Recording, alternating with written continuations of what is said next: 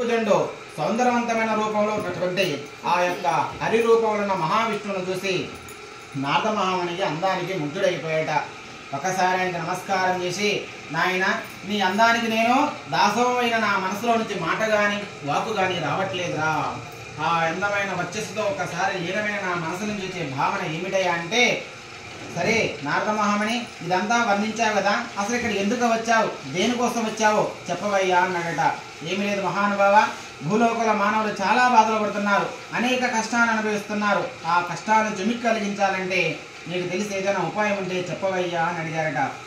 అయ్యో రామ, దీనికే ఉంది నారద మహామణి, మానవ జాతి కష్టాల నుంచి విముక్తి కలిగించే విధంగా ప్రత్యక్షమైన భావంతో కలిగే వ్రతం ఉంది. అదే శ్రీ రమాసమేత వీర వెంకట సత్యనారాయణ స్వామి వ్రతము.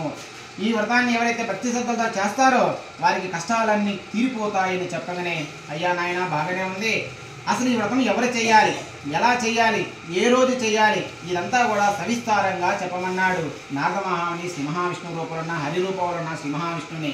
అయ్యా నారద మహాముని, ఈ సత్యనారాయణ వ్రతాన్ని ఎవరు చేయాలంటే 4 వర్ణాల వారు చేయవచ్చును. వర్ణాలంటే కులాలు: బ్రాహ్మణ, క్షత్రియ, వైశ్య, శూద్ర.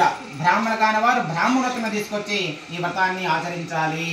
అయితే ఈ సత్యనారాయణ స్వామి వ్రతాన్ని ఏ సందర్భంలో ఏ సమయంలో ఆచరించవచ్చు అంటే, ప్రాతకాలంలో అయినా ఆచరించవచ్చు, సంధ్యాకాలంలో, ఈ యొక్క ప్రదోష కాలంలో అయినా సరే ఈ సత్యనారాయణ వ్రతాన్ని ఆచరించవచ్చును. అయితే ఈ సత్యనారాయణ స్వామి వ్రతం చేసే విధానం ఏమిటయ్యా అని అడగంగానే అప్పుడు చెప్తున్నాడు.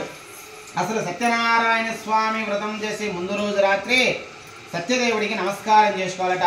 అయ్యా సత్యనారాయణ స్వామి, తెల్లవారితే నీ వ్రతం చేసుకుంటారా, మాకు ఆ కార్యక్రమం నుంచి ఆటంకాల నుంచి కూడా విముక్తి కలిగించి దిగ్విజయంగా నీ కార్యక్రమాన్ని సంకీర్తికరంగా దిగ్విజయంగా జరిగే విధంగా మాకు అనుగ్రహించమని స్వామి ప్రార్థించుకొని ఆ రోజు ఉపవాసం ఉండాలట. అల్పాహారాన్ని స్వీకరించి దాంపత్య జీవితానికి దూరంగా ఉండి నేల మీద పడుకొని ప్రాతకాలం నిద్ర లేచి సంధ్యాష్టములు ఆచరించి రుచిగా శుభ్రతగా